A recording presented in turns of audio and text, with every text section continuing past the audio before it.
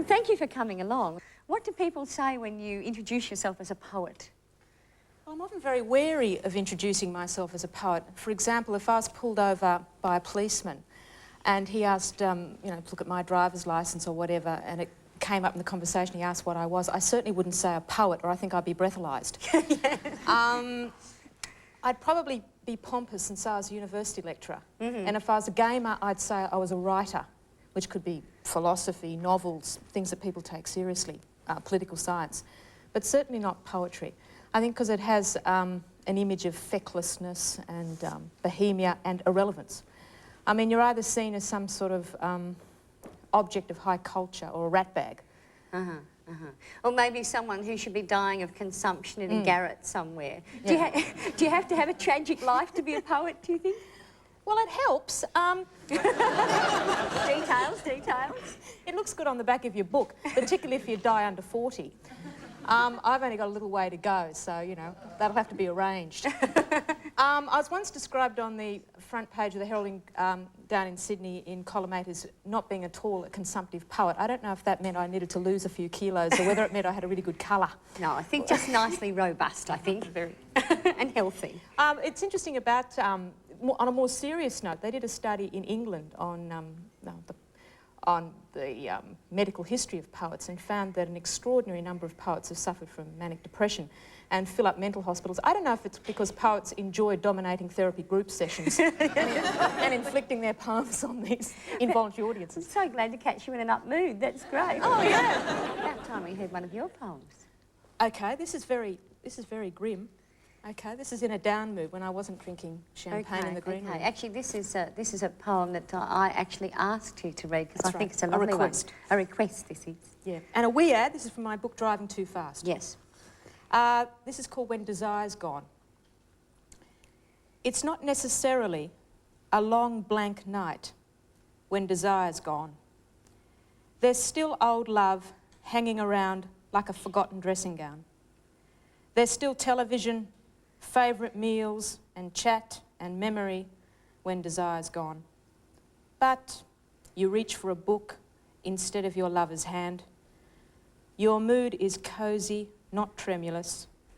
Your sleep is dry and dusty, and the stars are the pattern on a tea towel when desire's gone. Oh, that's a great piece.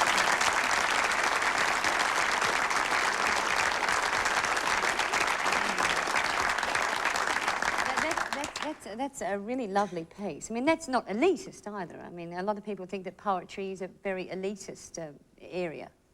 Well, it doesn't have to be. I mean, what you should think about when you're writing a poem is that poetry lasts longer than prose.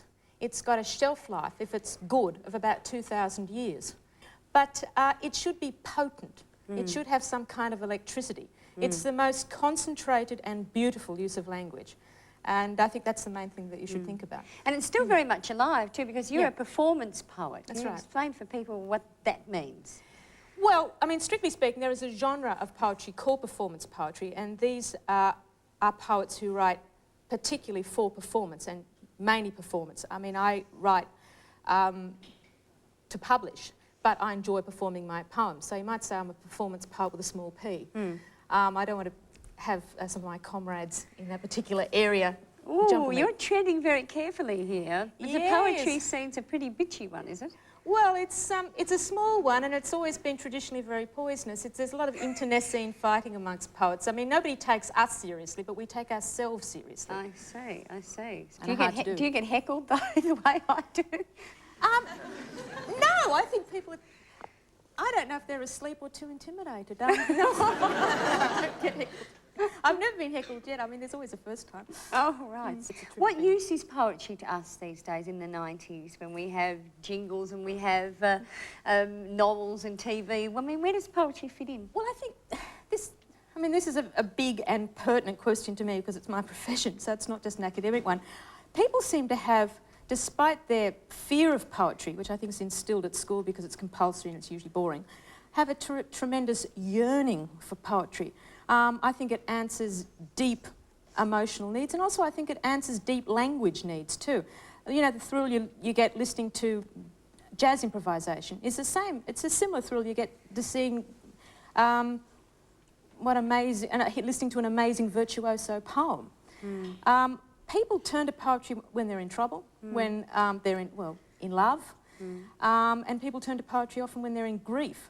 How do you support yourself? Do you make any money out of writing poetry? Well, this is a question I'm always asked, is do you make money writing poetry? It's an amazing question, really. I'm so glad to have asked. Good. Well, no, of course not. I mean, the money from writing poetry is infinitesimal. I always had people who ask me, I'd say if you want to make money, sell heroin. I mean, not write poetry, because there's no money in it at all. How I make money is I live on the smell of an oil rag, literally. I think that accounts for the flavour of some of my poems. From book royalties, from reviewing, from publishing the odd poem here or there, from performance. But my steadiest income is from teaching poetry, at university, teaching the impossible, how to write poetry. Is it a cathartic experience for you when it can make you happy, sad? When do you like to write? And is it something after you've had a big emotional experience you sit down and do, or does it come out in a steady? Well, often the worst time to write is when you've had a big emotional experience. But the interesting thing about writing poetry is there's no fixed rule. Whatever works. And most things don't. It's very difficult writing poetry. I mean, it's very easy vomiting on the page, but it's very difficult shaping that vomit into interesting vomit or a good poem. And also you can take your emotional horse to water, you can dunk its head in the trough, and you can stamp on it and jump on it and pull its tail, and it still won't drink. Right? I mean, it's difficult, but but you can't give it up. It's like knowing that there's a lovely bottle of wine in the cupboard and you always want to just go and pour yourself one more drink and see if it makes you feel as good as the last time you got drunk. An alcoholic, heroin-addicted, non-consumptive, slightly robust poet. So thank you to Dorothy.